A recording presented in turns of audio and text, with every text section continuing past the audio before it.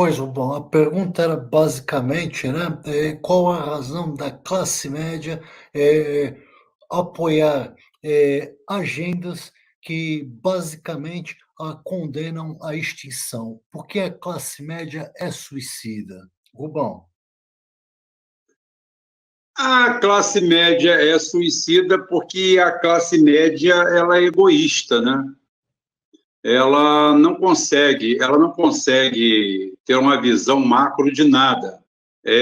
A classe média ela sintetiza um movimento carpe diem, né? Vamos viver o dia.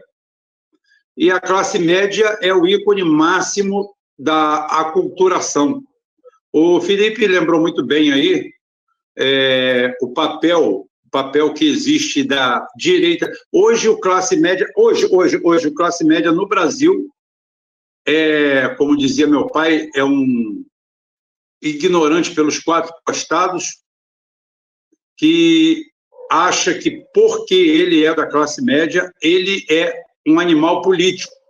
Ele é só um animal, não político.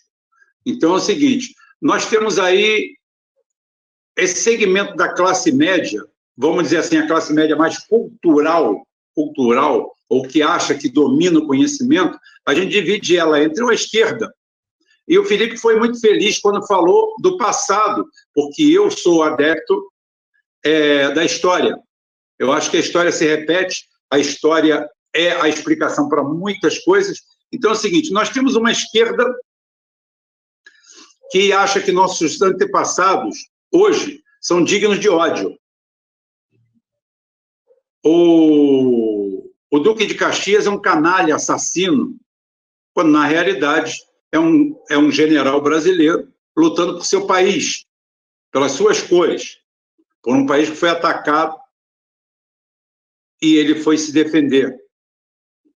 Todos os caras que transporam floresta, doença, ignorantes, tá? Analfabetos bandeirantes, são vistos como vilões da história. Tudo isso daí, a esquerda tem nojo e ódio do nosso passado. Ela cria teorias, nenhuma delas comprovadas, sobre um grande conglomerado explorador, moedor, quando a realidade contemporânea era bem diferente. Um Portugal que vivia para saquear apenas aqui, na realidade, essa cultura não casava muito bem com Espanha e Portugal, porque o que acontece? Eles fazem, apesar do preconceito de quem vem para cá, é claro, tem o crioulo, a figura do crioulo, o crioulo é o espanhol que vem morar aqui, né? Você olha a arquitetura pela história, mostra como eles trouxeram o conceito da própria sociedade deles, ou seja, há por trás dessa maldade pontual, da guerra da riqueza pontual, há uma ingenuidade cultural. Você anda por Minas, você está andando no interior de Portugal, da Espanha. Você anda pelas capitais do Reino da Grã Colômbia, você anda por tudo isso aí, você vê todos os elementos espanhóis ali. Você não vê uma Londres mimetizada na Índia. Você não vê a cultura de consumo próprio dos anglo-saxões sionistas nos países dominados. Então, o maquiavelismo aplicado a todo o processo de colonização do Brasil e da América do Sul não encontra eco quando você faz o cruzamento com a verdade.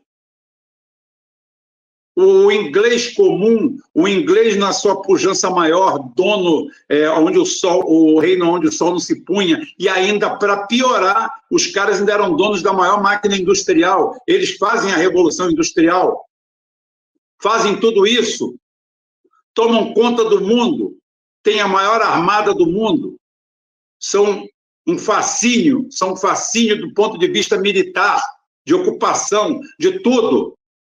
A população deles não é tão grande. E 70% da população inglesa vive na miséria.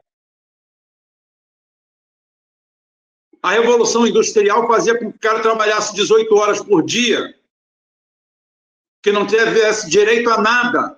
Inglês nativo. Uma elite que não tem pena nem do próprio povo. Já nós, os latinos, com todos os erros que acontecem, com tudo, nós sempre fomos empáticos. Nós sempre fomos empáticos nessa situação. E a esquerda renega esse passado inteiro. Não passa para ninguém, porque desestruturaria a narrativa deles. Essa é uma parte da classe média brasileira. Agora tem a outra, a direita. Para a direita, nós somos dignos de ódio. Para a direita, nós somos dignos de pena. Somos inferiores, tá? Como diz o professor Roque, somos amebas tropicais. Somos vetores de doenças tropicais. Nascemos para não ser ninguém. O nosso tropicalismo, aliado talvez ao sentimentalismo idiota do latino, do íbero, do português, do espanhol, de todos eles, ligado à religião católica, que é odiada pelo Roque, porque eu falei, e volto a repetir, que a grande guerra, a grande batalha religiosa de um certo povo. Um certo povo odeia o cristianismo. Tanto odeia o cristianismo de tal forma que criou milícias cristãs, aonde, estranhamente, você tem igrejas neopentecostais que não falam em Cristo. Tem umas 4 igreja puteiro por aqui na minha rua, perto, que ali você só ouve falar no diabo, no Satanás, no Criador, mas Cristo não entra da porta para dentro. E são cristãs, são cristãos.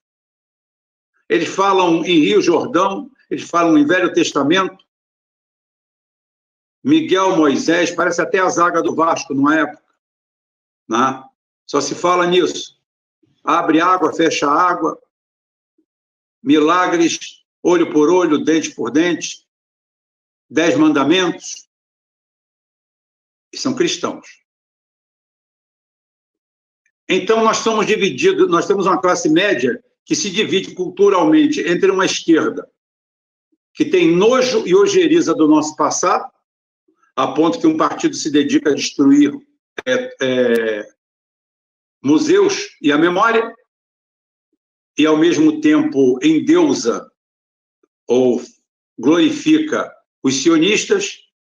Eu não vou dizer que esse partido é o PSOL, jamais, eu sou ético, então não vou dizer que é o PSOL. E nós temos, do outro lado, uma direita, aonde ele acha que a melhor coisa que ele tem é usar isso aqui como um fazendão e fugir do Brasil. Mas ele se diz patriota, ele se diz nacionalista. Mas ele tem que usar mais bandeiras do que a dele. Porque, como diz o grande professor Roque, nós somos amebas tropicais. Nós não temos a mínima importância ou significância, porque o sol, a praia, nos transforma em lenientes. Eu acho que, em algum ponto, ele está certo.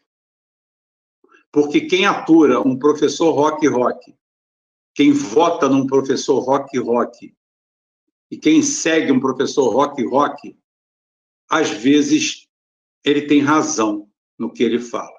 Se você é um seguidor dele, se você assiste o que ele fala, o que ele coloca lá, tá?